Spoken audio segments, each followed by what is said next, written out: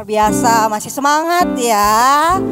Di penghujung tahun tapi udah vibes liburan nih, tapi masih semangat untuk mengikuti ibadah pada hari ini. Sebelumnya kami mau mengucapkan selamat datang untuk jemaat yang baru pertama kali hadir. Tidak bosan saya untuk mengucapkan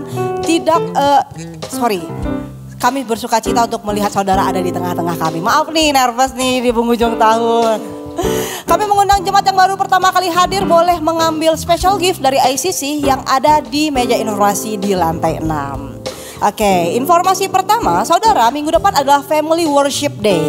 Jadi jemaat dapat beribadah di tempat masing-masing bersama keluarga melalui YouTube channel Inspire Community Center. Dan kita akan sama-sama bertemu kembali di ibadah onsite pada tanggal 5 Januari dengan 2 kali jadwal ibadah di jam 8 dan jam 10 pagi.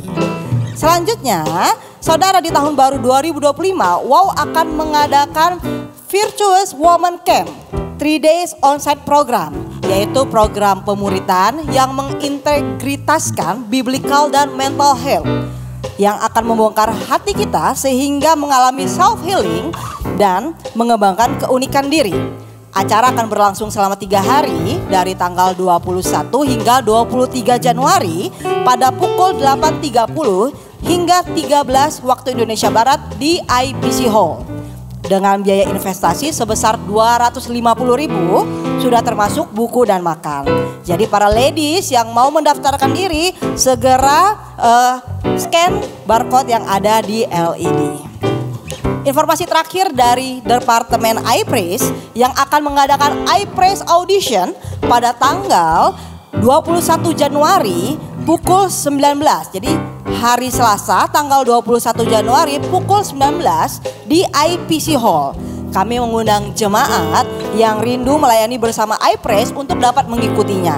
Segera daftarkan diri Anda pada link yang tertera di LED. Sekian informasi pada hari ini. Mari jemaat kita bersama-sama untuk menyiapkan hati mendengarkan firman. Jangan lupa untuk mencatat, membagikan dan melakukan setiap firman yang kita dengar. Tapi sebelumnya kita akan sama-sama melihat video kesaksian berikut ini. Terima kasih.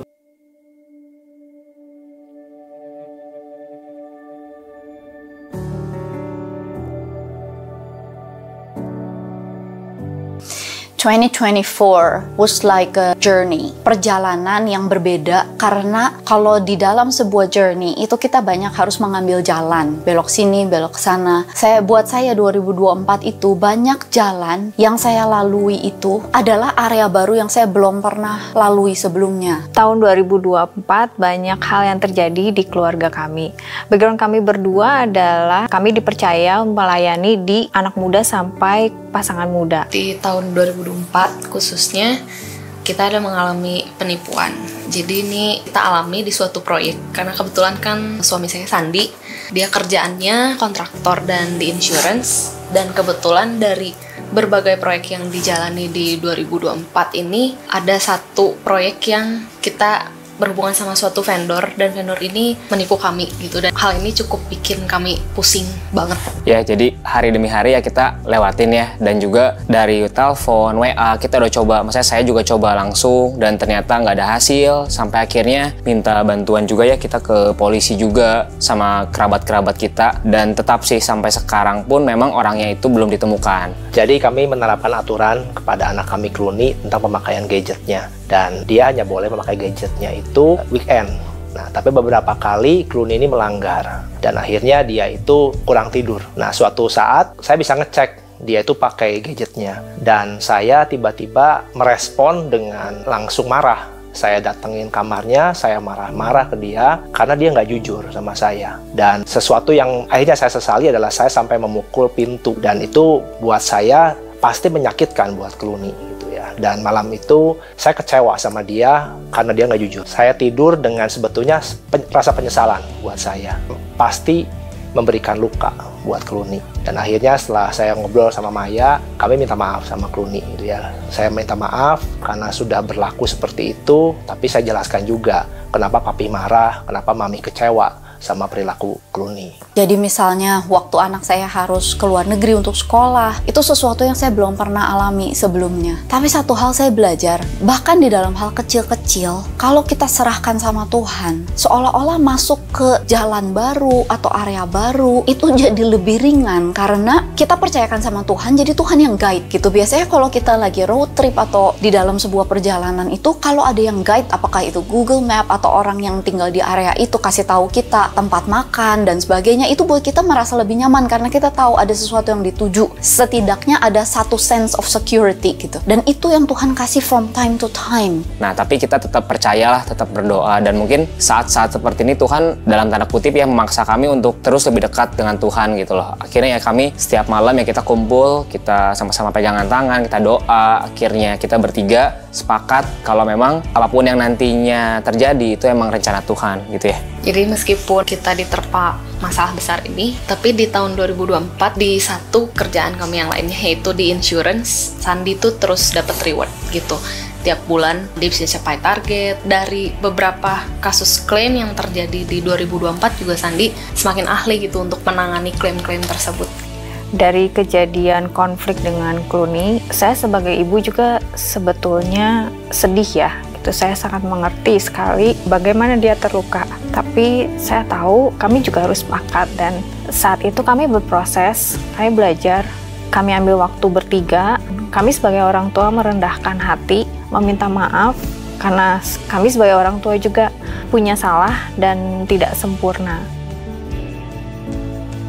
Tahun 2025 ini kami berharap dapat terus berbuah di dalam kedua pekerjaan kami, dan kami juga tetap memuliakan Tuhan dalam kehidupan dan pernikahan kami. Tahun 2025 ini biar setiap apa yang kami kerjakan, baik itu pekerjaan, baik itu usaha, baik itu pelayanan sekalipun, itu bukan sesuatu kesibukan yang akhirnya membuat kami berputar-putar. Tapi kami pengen tahu kehendak Tuhan apa sih di dalam setiap apa yang kami kerjakan, sehingga kami benar-benar bisa dituntun sama Tuhan untuk mengerjakan itu semua sesuai kehendaknya. God will be as big as you make him be. Semakin banyak area dalam hidup kita yang kita percayain sama Tuhan, semakin besar Tuhan jadinya dalam hidup kita. Semakin kecil area yang kita percayakan sama Tuhan, Tuhan juga jadi cuma segede gitu karena kita percayakannya hanya segitu gitu. Jadi 2025 yang saya harapkan bukan hanya dalam diri saya tapi juga banyak orang adalah to keep the faith. Apapun journey-nya, kemanapun Tuhan bawa, seberapa baru atau seberapa asing pengalaman-pengalaman itu buat kita, tapi Tuhan tahu kita dibawa kemana, kita diarahkan kemana, karena Tuhan selalu punya misi. Hidup kita ini kan pasti semua ada maksudnya,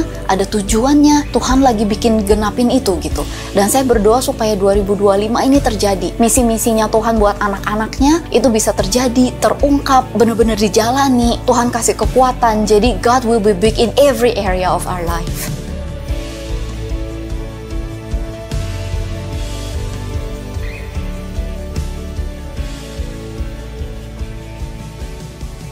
Praise the Lord. Selamat pagi.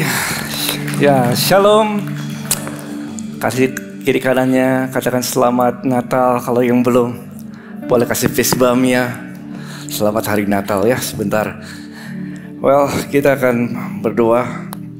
Bapa, terima kasih Tuhan Yesus. Kami tahu Engkau adalah Allah yang turut bekerja dalam segala sesuatu untuk mendatangkan kebaikan. Sepanjang tahun ini kami ucapkan syukur ya Tuhan bahwa kesetiaan-Mu tidak pernah berubah. Yesus Kristus tetap sama dulu, sekarang, dan selamanya. Terima kasih untuk penyertaan, untuk kebaikan, untuk perlindungan, untuk kesetiaan Tuhan sepanjang tahun ini. Terima kasih Tuhan Yesus. Kami tahu masa depan yang penuh dengan harapan telah Kau siapkan bagi kami memasuki tahun depan, tahun 2025. Kami tidak khawatir, kami berjalan bersama dengan Tuhan. Kami punya Tuhan yang besar, punya Tuhan punya rancangan yang indah, yang luar biasa bagi setiap kami. Terima kasih Tuhan, karena Engkau memampukan kami memasuki tahun yang baru dengan ucapan syukur. Thank you Lord. Sebentar kami akan siapkan hati kami untuk dengarkan firman-Mu. Berbicara atas setiap kami. In the name of Jesus, pakai hamba-Mu dan urapi kami semua dalam nama Yesus. Yang siap sukacita sama-sama katakan amin. Praise the Lord. Apa kabar? Sudah mau liburan? Ya, saya tahu beberapa teman kita sudah mulai liburan dan persiapkan waktu mau ngapain menjelang akhir tahun untuk tahun yang baru. Saya berharap ini menjadi waktu yang dimana kita bisa refleksi tentang kebaikan Tuhan, ya, akhir tahun di mana kita bisa doa, kita bisa minta tuntunan Tuhan memasuki tahun yang baru. Dan khususnya bagi saudara yang berlibur, mungkin keluar kota, keluar negeri bahkan, ya persiapkan having a quality time, ya, kualitas waktu yang berkualitas dengan keluarga itu sangat indah, ya. Oke, dan saudara, saya akan lanjutkan tema Natal kali ini. Mari kita buka dalam Lukas 2 ayat 8. Jadi Natalannya 2 kali. Karena minggu depan Family Worship Day kita kan ibadahnya online, ya. Di tempat kita masing-masing. Lalu kita mulai ibadah tahun baru tanggal 5 Januari dengan 2 ibadah saja. Ya, jadi yang ketiga digabungkan jadi 2. Ya, jam 8 dan jam 10 supaya lebih efektif melayani. Mari kita baca dalam Lukas 2 ayat ke-8. Di daerah itu ada gembala-gembala. Mungkin agak sedikit menggema ya Pak Agus, ya. Thank you. Yang tinggal di padang menjaga kawanan ternak mereka pada waktu malam. Tiba-tiba berdirilah seorang malaikat Tuhan di dekat mereka. Ya. Dan kemuliaan Tuhan bersinar meliputi mereka dan mereka sangat ketakutan. Udah muncul ya? Ayat 10. Lalu kata malaikat itu kepada mereka, jangan takut sebab sesungguhnya aku memberitakan kepadamu kesukaan besar. Judul kali ini adalah kesukaan besar. Untuk seluruh bangsa, hari ini telah lahir bagimu juru selamat yaitu Kristus Tuhan di kota Daud. Dan inilah tandanya bagimu, kamu akan menjumpai seorang bayi dibungkus dengan kain lampin dan terbaring dalam palungan. Dan tiba-tiba tampaklah bersama-sama dengan malaikat itu sejumlah besar bala tentara sorga yang memuji Allah, katanya kemuliaan bagi Allah di tempat yang maha tinggi dan damai sejahtera di bumi di antara manusia yang berkenan kepadanya. Dan saudara, saya setiap kali saya baca ini, hati saya selalu melimpah dengan ucapan syukur. Karena ini adalah berita yang membawa kesukaan besar bagi seluruh bangsa. Ya, gembala-gembala saat itu adalah gembala-gembala yang biasanya punya rutinitas setiap hari. Nothing change, nggak ada sesuatu yang baru. Ya. Mereka biasa tinggal di luar kota, mengembalakan kambing domba. Kalau saudara pergi ke tanah perjanjian, mungkin sudah dibawa ke sana melihat tempat-tempat yang demikian para gembala mengembalakan kambing dombanya. Nothing unusual, nggak ada sesuatu yang beda. Rutin setiap hari gitu ya. Tiba-tiba kemuliaan Tuhan terpancar. Ya, di malam-malam mereka sedang beristirahat. Nah, saudara, ini sesuatu yang dahsyat sekali. Ya. Dan tiba-tiba mereka takut sekali karena kemuliaan Tuhan memancar, sinar itu mancar dan malaikat Tuhan menampakkan diri. Dan ini bukan cahaya bintang atau cahaya bulan, ini adalah cahaya kemuliaan Tuhan, Shekinah glory. Ya. Sama seperti pada waktu di Bait Allah zaman perjanjian lama, zaman Salomo, Tuhan menampakkan diri dalam kemuliaannya. Dan here we go again. Tampak lagi kemuliaan Tuhan pada gembala-gembala. Dan mereka saking takutnya akan apa yang terjadi. Dan itu reaksi yang biasa, saudara. Reaksi kalau kemuliaan Tuhan terpancar itu orang pada takut. Ya, Petrus pada waktu mengalami kemuliaan Tuhan, dia tersungkur. Dia katakan, aku ini orang berdosa. Ya, Nabi Yesaya dapatkan kemuliaan Tuhan, dia langsung katakan, aku ini najis bibir. Ya. Setiap kali orang mengalami kemuliaan Tuhan, orang tergoncang hatinya, orang menjadi takut, dan malaikat Tuhan itu katakan, jangan apa? Takut. Jangan takut, sesungguhnya aku memberitakan kesukaan besar untuk seluruh bangsa. Katakan saya seluruh bangsa. Saudaraku, Natal bukan hanya untuk orang Kristen. Yes. Natal, kelahiran Yesus adalah bagi seluruh dunia ini. Seluruh bangsa dikatakan. Kesukaan besar yang kuberitakan adalah untuk seluruh bangsa. Makanya nomor 1 adalah kasih Tuhan, saya tulis adalah untuk semua orang. Untuk seluruh bangsa. Bukan hanya untuk sekelompok orang, tetapi untuk seluruh bangsa. Karena telah lahir bagimu juru selamat, yaitu Kristus Tuhan di kota Daud. Juru selamat bicara tentang pribadi yang menyelamatkan dunia. Ya. Kristus bicara seorang yang diurapi Mesias yang diutus oleh Allah. Itu kesukaan besarnya, dan itu adalah bagi seluruh bangsa. Dan Tuhan kasih tanda. Ya. Bukan sesuatu yang spektakuler. Kalau kamu pergi, kamu akan jumpai seorang bayi yang dibungkus oleh lampin dan terbaring di palungan. Itu tandanya. Ya, kemuliaan Tuhan terpancar dan firman Tuhan diberitakan, dan Tuhan kasih tanda. Kalau kamu pergi, nanti kamu akan jumpa sama bayi ini di palungan dalam keadaan yang sederhana.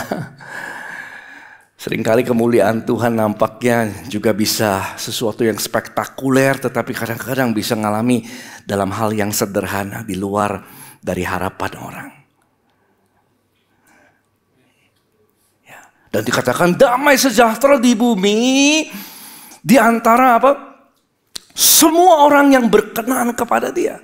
Damai sejahtera di bumi. Artinya peperangan antara Allah dengan manusia yang dibatasi, yang dihalangi oleh dosa sudah selesai. Yesus telah datang dan Dia akan mati sebagai penebus dosa yang sempurna, maka peperangan is finished. Tidak lagi ada pemisah antara manusia dengan Tuhan, dengan Bapa di sorga karena dosa, karena Yesus menjadi penebus yang sempurna. Damai sejahtera dikatakan di bumi di antara semua orang yang berkenan kepadanya.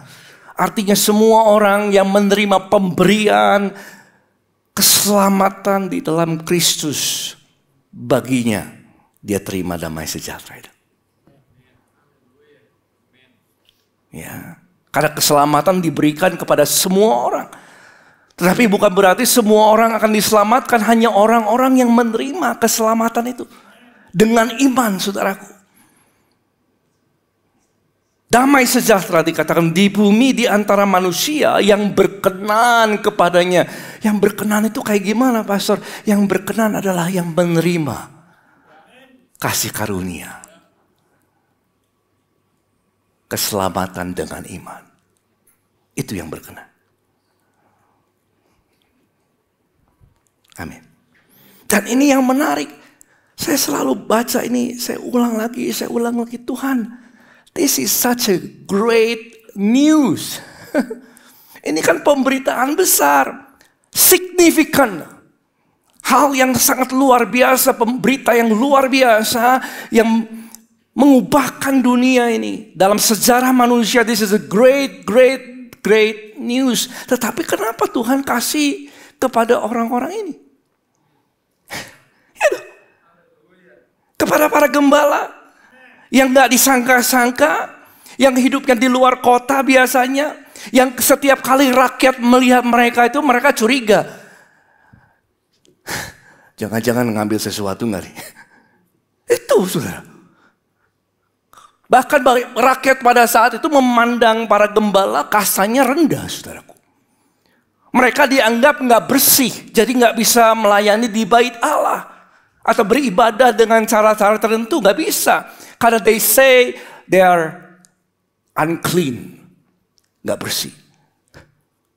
Loh, saya bilang, Tuhan, kenapa Tuhan pilih dia? Ini berita besar. Kesaksian para gembala biasanya nggak diterima di pengadilan. Kalau para gembala ini untuk bersaksi begitu, kesaksian mereka nggak diterima di pengadilan. Karena mereka nggak dianggap, saudaraku. Orang-orang yang mungkin tidak disangka-sangka, tetapi Tuhan beritakan berita yang terindah sama orang-orang ini. That's amazing.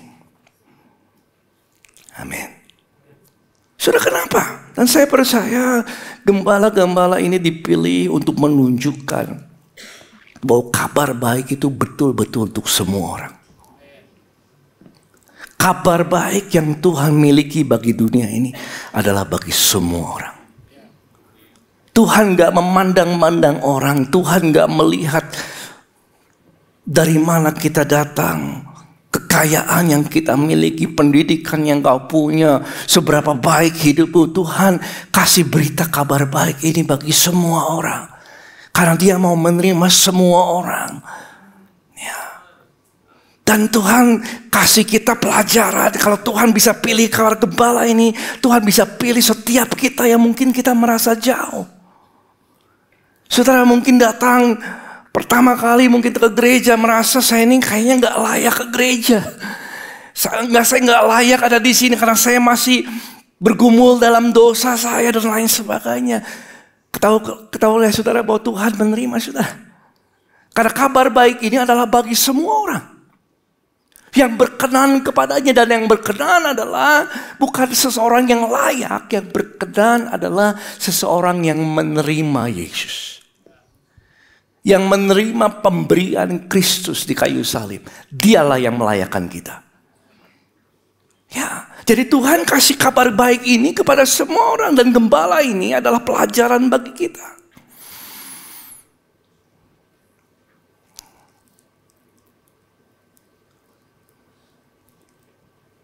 Amin. Ya. Dan Tuhan ingin hadir dalam hidup saudara. Tuhan ingin hadir dalam kehidupan setiap kita. Dan kehadiran Tuhan dalam kehidupan seseorang itu yang mendatangkan sukacita. Itu yang mendatangkan damai sejahtera lebih dari segalanya. Dan saya sering kali mendengar seorang yang punya banyak hal, mencapai ini, mencapai itu, punya ini, punya itu, tapi hatinya kosong, saudaraku.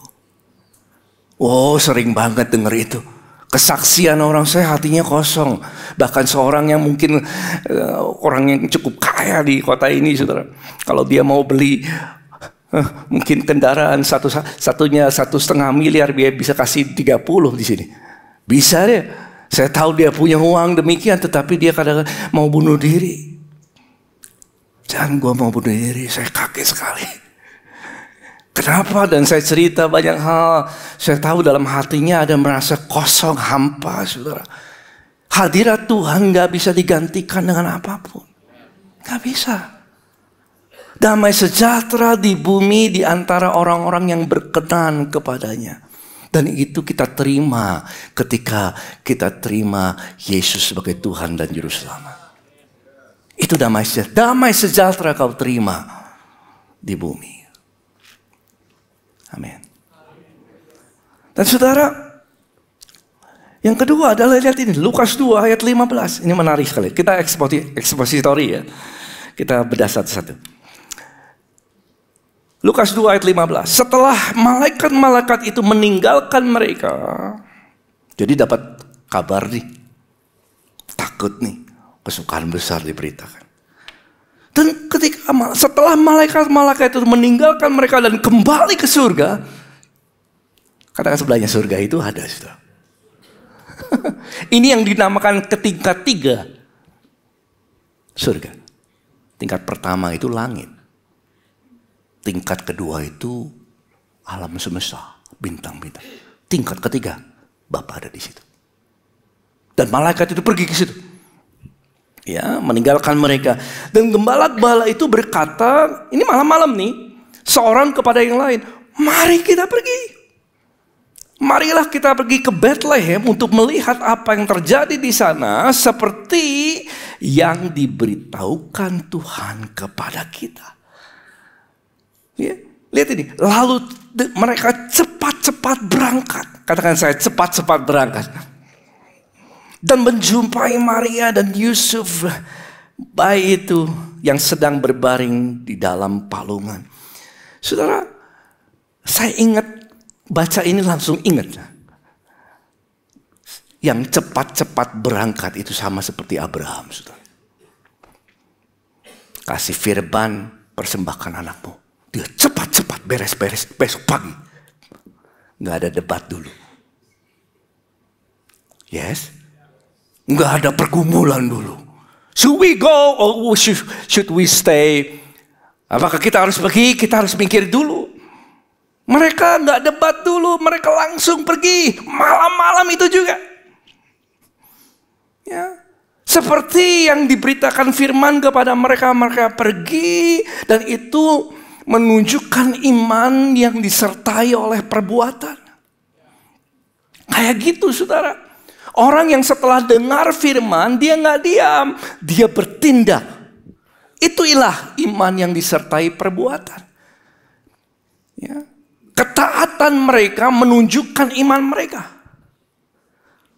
Orang katakan nih, tuh saya punya iman yang besar gitu ya. Saya punya iman. Wah, tunjukkan imanmu dengan perbuatanmu. Biarlah apa yang dalam hatimu kau ungkapkan dengan tindakan. Dan gembala-gembala ini menunjukkan imannya dengan perbuatannya. Mereka pergi aja. Begitu malam-malam.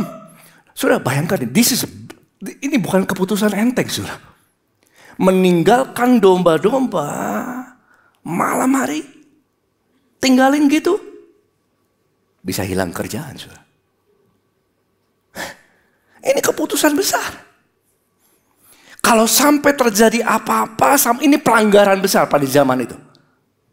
Kalau sampai terjadi apa-apa sama domba-dombanya, pemilik dari domba-domba ini pasti akan denda habis-habisan. Bisa habis, rusak masa depan mereka, saudara. Dan gembala-gembala ini, tapi dia pergi aja. Dia pergi, meskipun dia mungkin akan tertolak. Karena siapa yang akan dengar kesaksian mereka? Gimana? Mungkin dia akan berpikir nanti siapa yang akan terima saya? Apakah mereka akan menolak saya enggak? Menolak kita enggak yang datang kepadanya? Mungkin orang berpikir kita gila kali. Ketemu malaikat. Coba aja saudara cerita sama orang, saya ketemu malaikat. Lihat orang itu begini. Ya enggak? Bener enggak gitu ya? Dan gembala-gembalanya pergi dengan sebuah keputusan besar, meskipun resiko kehilangan pekerjaan, mereka resiko dapatkan penolakan.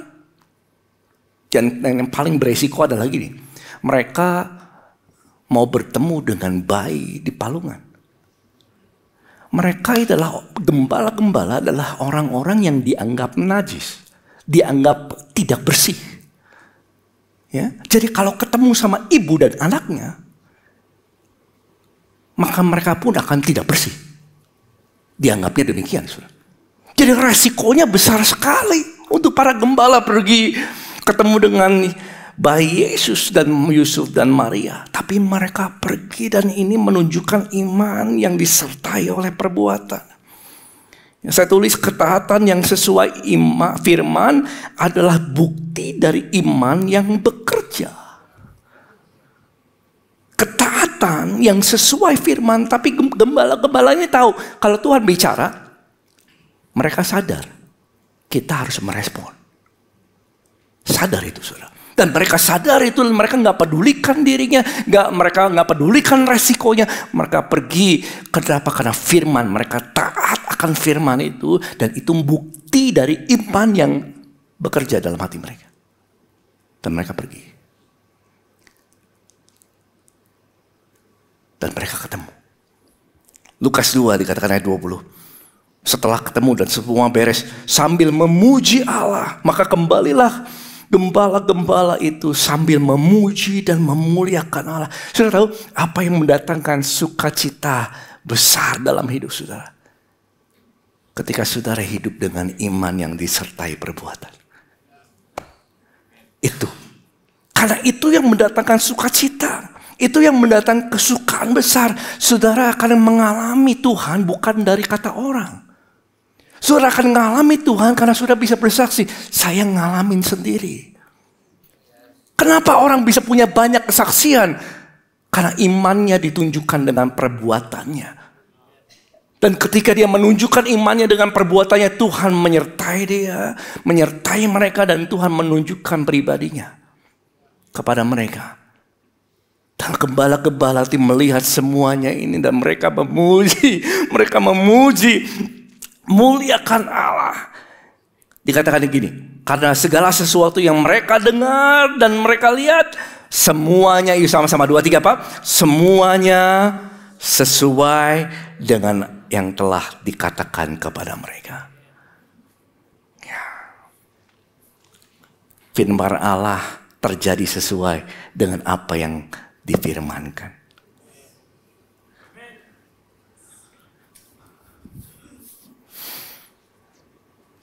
Amin. Nah, kadang-kadang kita dapetin kayak gitu tuh, dapat firman sesuatu, kita akan mikir kan, nanti apa kata orang, nanti gimana orang bereaksi. Kita reason dulu, lalu kita mikir dulu resikonya apa ya. Nanti dianggap orang gila nggak? Ya, gimana ya orang reaksinya sama kita? Lalu bahkan ada orang-orang yang sudah Tuhan kasih firman, kamu lepaskan pengampunan, kamu hampiri orang itu, ampuni dia. Atau mungkin dapat firman, kamu memberi bagi pekerjaan Tuhan. Mulai mikir, iya enggak ya? Resikonya apa? Tapi di sini nggak ada. Di luar sana sini banyak. Di sini nggak ada. Saudara. Kemarin saya pas lagi di luar negeri, saya ke gereja, saudara. Duduk di sana. Tuhan ngomong, beri. Oh, dan big amount, cukup besar nilainya, saudara. Saya mikir juga, ini suara Tuhan atau suara siapa ini? Dan saya bilang sama Vin, kamu kasih.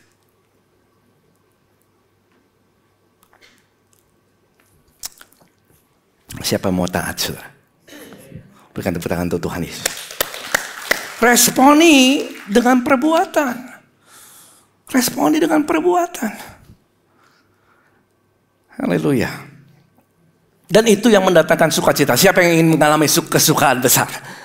Ya, iman sertai dengan perbuatan.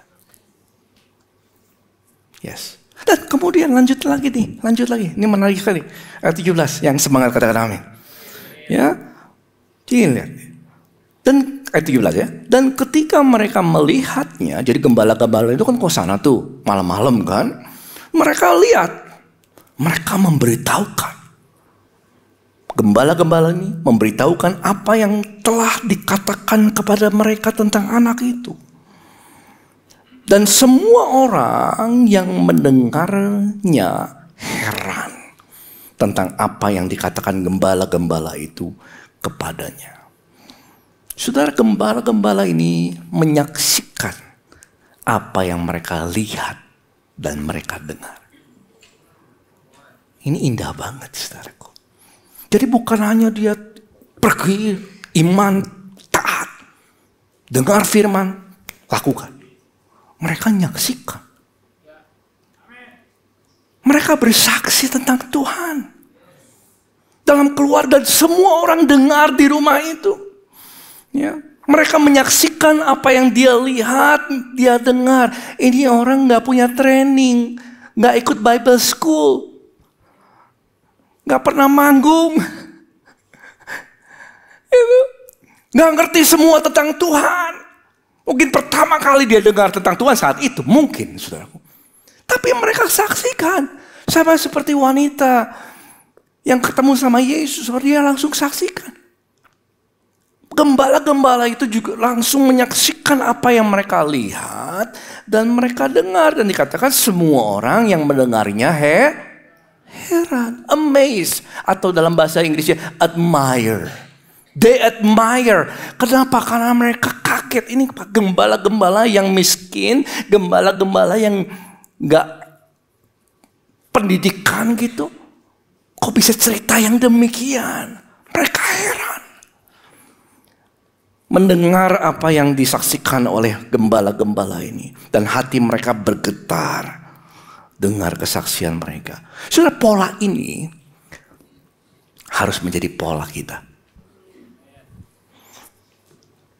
Dengar, alami kebaikan Tuhan, saksikan. Alami, saksikan. Yuk sama-sama 2, 3. Alami, saksikan. Alami, saksikan. Siapa yang pernah mengalami kebaikan Tuhan? Alami, saksikan. Ya, ini polanya, saudara. Ini polanya. Gembala-gembala ini alami, saksikan. Nggak ngerti semua tentang Tuhan, dia cuma ngalamin. Dia saksikan. Apa yang dia lihat, dia dengar. Apa yang dia lihat, dia dengar, dia alamin, dia saksikan. Dan pola ini harus dimiliki oleh semua orang Kristen. Karena hidup dalam iman adalah hidup yang menyaksikan kebaikan Tuhan. Itu saudaraku. Hidup dalam iman adalah hidup yang menyaksikan terus kebaikan Tuhan. That is your life. Itu panggilan saudara. Panggilan saya, panggilan setiap kita. Hidup yang beriman atau hidup dalam iman adalah hidup yang selalu menyaksikan kebaikan Tuhan. Gak diminta, siaran aja. Dia cerita. Kesaksian, dan mereka semua heran yang dengar. Mereka semua heran, saudara. Saudara, mungkin kita gak pernah ketemu malaikat, betul. Mungkin kita gak pernah melihat kemuliaan Tuhan bersinar di rumah kita. Wow, mungkin. Tapi setiap kita pernah ngalamin kebaikan Tuhan. Everybody I know pernah ngalami keselamatan, perlindungan Tuhan, keluarga, anak, dalam pekerjaan, dalam pelayanan. Setiap kita tidak terkecuali pernah ngalami kebaikan Tuhan. Dan setiap kita yang mengalami, saksikan. Alami, saksikan, alami, saksikan, alami, saksikan. Alami, saksikan. Alami, saksikan. Mungkin lebih tepatnya itu. Alami. Pakai tangan kanan supaya sudah lihat di sini. Karena sudah lihatnya berpikir dari kiri ke kanan. Alami dan saksikan. Alami dan saksikan. Amin. Ya. Setiap kebaikan Tuhan menjadi kesaksian untuk diberitakan. Tapi mungkin kita bertanya gini, apa artinya? Kecil aja pastor. Tadi pas lagi jalan, terus mau kesenggol angkot. Tapi nggak jatuh tuh motornya. Balik lagi. Itu aja saudara. Alami, saksikan. Kalau saudara percaya itu pertolongan Tuhan, saksikan. Saya pernah jalan dulu ke Jakarta, kan jauh ya. 5 jam, 4 jam, 4,5 jam. Jalan lama saudara. Tiba-tiba Roh Kudus berhenti. Berhenti? Saya bilang ke Pak supir, Pak berhenti dulu. Mau berhenti mau ngapain saudaraku? Purwakarta saya udah jauh. Ya, saya lupa di jalan 5. Berhenti malam-malam. Saya berhenti, saya keluar. Sebentar, saya juga mau ngapain berhenti. Saya berhenti dulu. Ya. Dan mohon maaf ya. Saya buang air kecil. Saya buang air kecil. Tapi nggak minta dulu izin ya. Nggak minta izin dulu sama pohonnya. Jangan lihat kiri kanan, di sini nggak ada saudara. Katanya kalau mau buang kayak kecil di pinggir jalan harus minta izin dulu. No, saya nggak minta izin dulu. Saya udah gitu masuk mobil lagi. Jalan saudara, di depan ada kecelakaan besar. Kemuliaan Tuhan. Nah, saya baru ngerti. Thank you Lord, thank you Jesus. Saya baru ngerti saudara. Kalau saya dipikir orang gila, ngapain Bapak berhenti? Nggak ngapa-ngapain, berhenti aja. Tuhan bilang suruh berhenti, tapi kan saya nggak bisa ngomong sama dia. Saya dengar suara Tuhan. Ya, saudara alami, saksikan. Ya, meskipun hal yang kecil seperti itu, saudara. Alami, saksikan. Kenapa? Karena ketika kita alami dan kita saksikan, don't miss this ya, jangan lewatin ini ya saudaraku. Kalau lewat ini, saudara kehilangan pesannya. Kalau saudara kalau saudara alami lalu nggak saksikan, saudara menghalangi pekerjaan Tuhan. Tapi kalau kita ngalamin kebaikan Tuhan dan saksikan, itu membuka jalan Tuhan bekerja. Apolos menabur, Paulus menyiram. Tuhan yang kasih pertumbuhan. Berikan tepuk tangan untuk Tuhan Yesus. Artinya kita harus belajar nabur. Belajar nabur, tapi apa artinya, Pastor? Cuman hal kecil, gak apa-apa. Sering kali saya dengar kesaksian orang yang terima keselamatan. Begini, saya dengar gini. Dulu juga ada orang Kristen yang pernah cerita hal ini. Kesaksianmu membuka jalan, saya tulis kesaksian kita membuka jalan bagi pekerjaan Tuhan. Kesaksian akan membuka jalan bagi pekerjaan Tuhan, makanya saksikan. Supaya Tuhan bisa leluasa bekerja dalam hidup orang itu. Tapi pastor, dia hidupnya masih ngawur. Gak apa-apa. Kalau saudara alami kebaikan Tuhan, cerita. Gak usah ditanya dulu. Ceritanya. Tadi saya selamat. Gitu kan? Oh, kemarin saya doa Tuhan kasih. Cerita aja. Haleluya. Dan itu akan membuka pekerjaan Tuhan dalam kehidupan orang lain. Praise the Lord. Yang terakhir saudara, hiduplah dalam kasih karunia. Lihat ini. Dalam ini kita langsung pindah ke ayat yang lainnya. Yohanes 1 ayat 14. Yohanes melihat Natal dalam sudut yang beda. Dikatakan begini. Ini esensinya sebenarnya. Natal ini adalah ini. Allah jadi manusia, itu esensinya. Firman adalah Allah. Firman menjadi manusia, berarti Allah menjadi manusia. Itu esensi Natal. Dan dikatakan, Firman itu telah menjadi manusia, diam di antara kita. Kita telah melihat kemuliaannya, yaitu kemuliaan yang diberikan kepadanya sebagai apa? Anak tunggal Bapa. Yuk sama-sama, 2, 3. 2, 3, penuh kasih karunia dan kebenaran. Firman jadi manusia, Allah Tritunggal Yesus Kristus jadi manusia. Berarti gak ada pengalaman saudara yang asing bagi Tuhan. Gak ada pergumulan kita yang Tuhan gak rasain. Tuhan rasakan semua. Tuhan rasakan, makanya pada Saulus dulu garang banget dianiaya orang Kristen yang luka Tuhan. Dan Tuhan nampakkan diri sama Saulus. Saulus, kenapa kamu menganiaya aku? Ya. Yesus Tuhan kita bisa merasakan pergumulan saudara.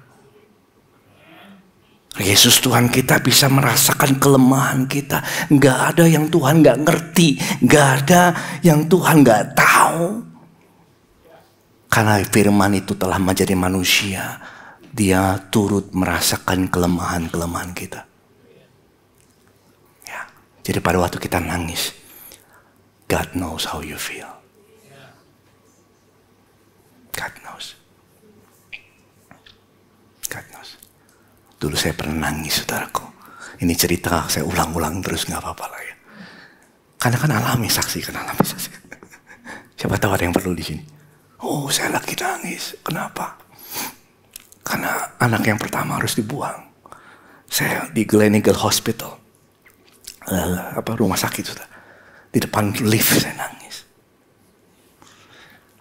Oh, Tuhan tahu pergumulanmu.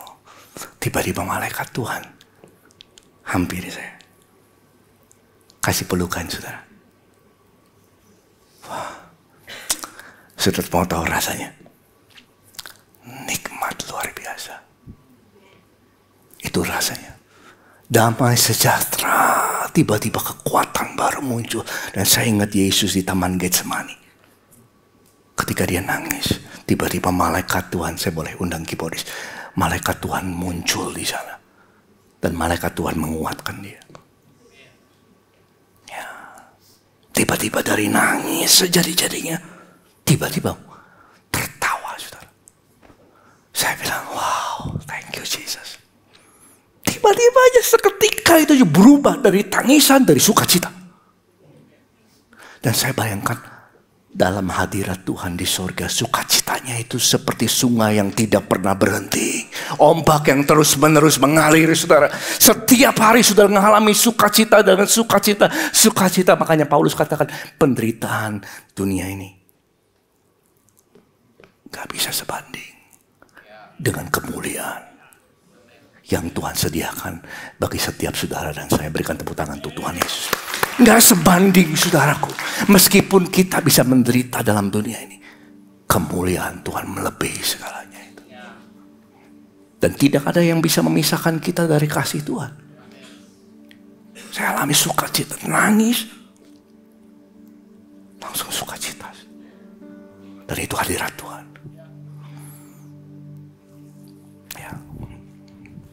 Kenapa Yesus harus menjadi manusia?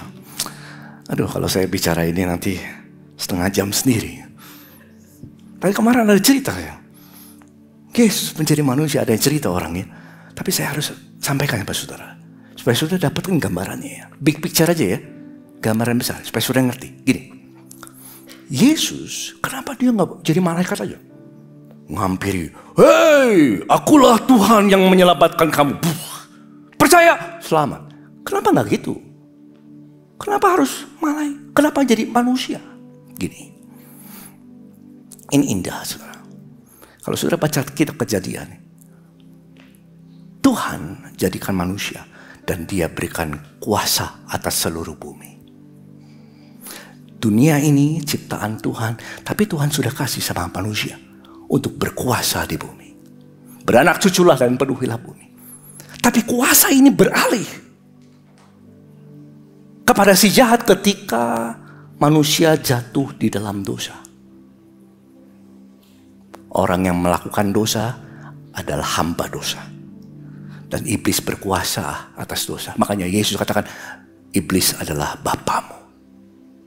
Kalau setiap kita yang di luar Tuhan, iblis adalah bapaknya.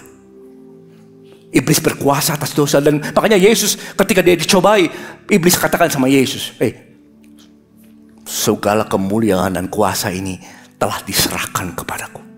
Siapa yang serahin? Manusia itu pertama kali. Dia serahkan pada iblis karena dosa. Makanya Yesus datang. Karena manusia pertama berkuasa di bumi, Yesus harus datang karena bumi ini sudah dikasihnya sama manusia. Maka Yesus menjadi manusia. Dan dia menang. Dia mati, dia bangkit. Dia pulihkan segala sesuatu. Dan dia katakan, segala kuasa di bumi dan di surga telah diberikan kepadaku. Kuasa itu kembali saudara. Dan setiap kita, Kisah Rasul 1, Roh Kudus turun ke atasmu, kamu akan menerima kuasa. Kembalilah kuasa kepada anak-anak Tuhan. Berkata tepuk tangan untuk Tuhan Yesus. Makanya Tuhan Yesus harus datang sebagai manusia. Karena dunia ini sudah sejak awal Tuhan kasihnya sama manusia. Terakhir. Dan kemuliaan Yohanes 1 tadi ayat 14. Kita telah melihat, saya baca highlightnya aja ya. Kita telah melihat kemuliaannya, yaitu kemuliaan yang diberikan kepada Yesus sebagai anak tunggal Bapa. Yuk sama-sama baca. Penuh kasih karunia dan kebenaran. Tahukah saudara, kemuliaan Tuhan adalah kasih karunia dan kebenaran. Yesus penuh dengan, bahasa Inggrisnya bisa munculkan grace, bisa munculkan Andre, and truth. Kasih karunia itu grace and truth. Grace adalah unmerited favor from God. Kasih yang kita terima padahal kita nggak layak menerimanya. Itu grace. Unmerited favor from God. Jadi kasih yang diberikan meskipun orang tuh nggak layak terima. Itu namanya kasih karunia, grace. Dan Yesus menyatakan kemuliaannya dalam grace dan truth, kebenaran. Kebenaran adalah ini. Kebenaran, the truth is God's character. Nah, saudara, saya renungkan ini dan Roh Kudus kasih simpan saya kata ini.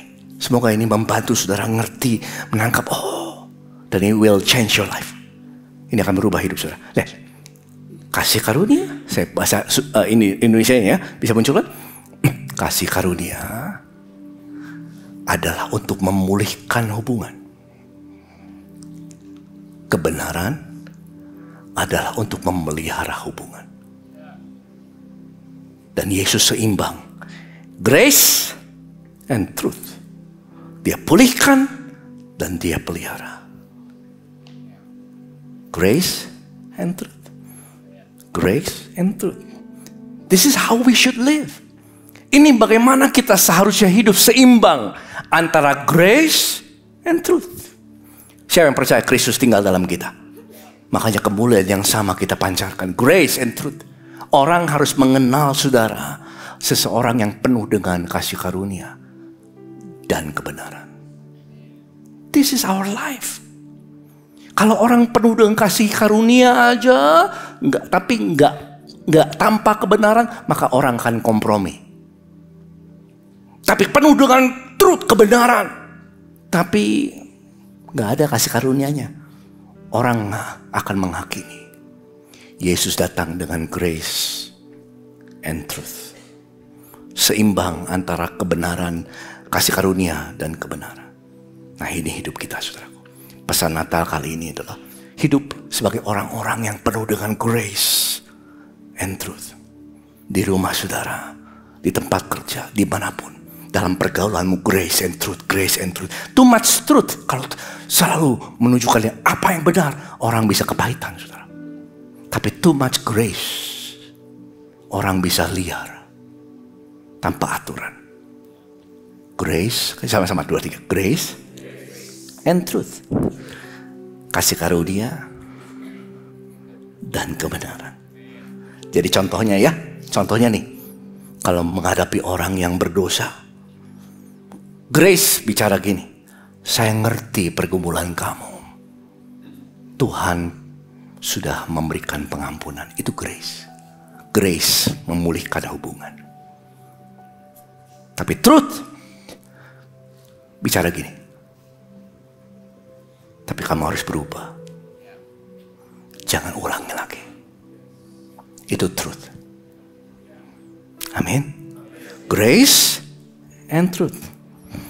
Kalau dalam hubungan, kasih karunia bicara gini, saya terima kamu apa adanya. Saya menghargai hubungan kita. Itu grace. Truth, kebenaran, tapi izinkan saya bicara jujur sama kamu.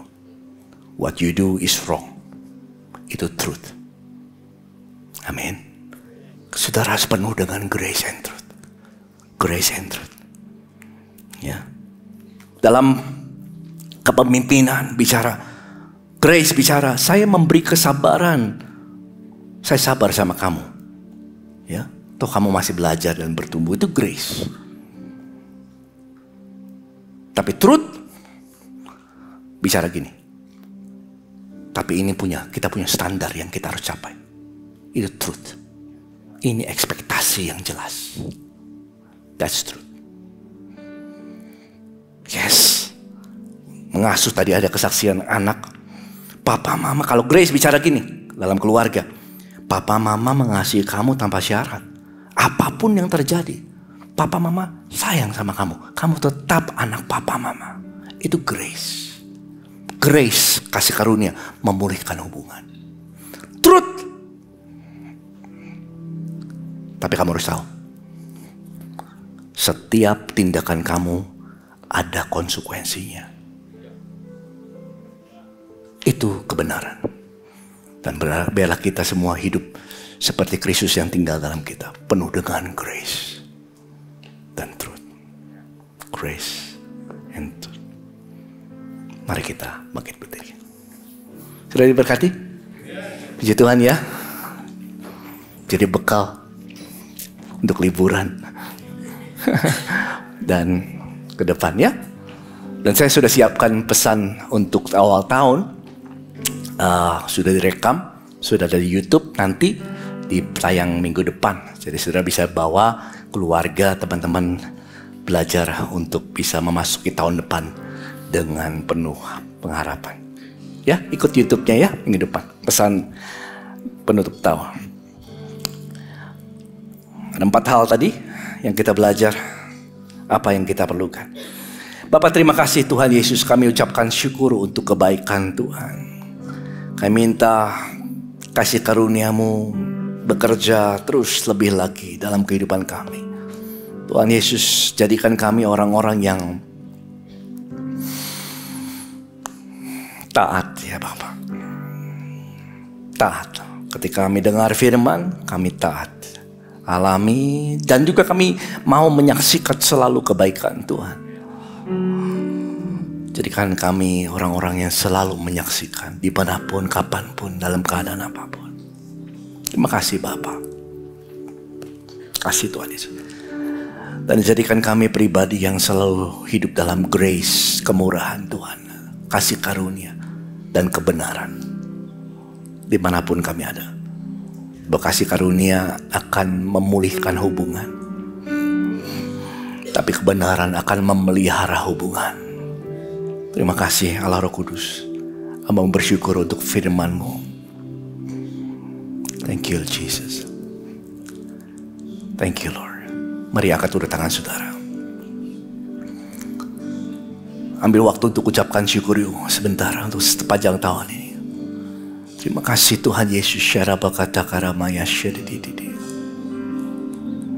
Kami bersyukur untuk sepanjang tahun ini Tuhan, untuk penyertaan-Mu. You are full of grace and truth. Terima kasih untuk kesabaran-Mu. Terima kasih untuk kasih karunia-Mu. Terima kasih untuk kebenaran yang menuntun kami setiap hari sepanjang tahun ini. Kau baik ya Tuhan.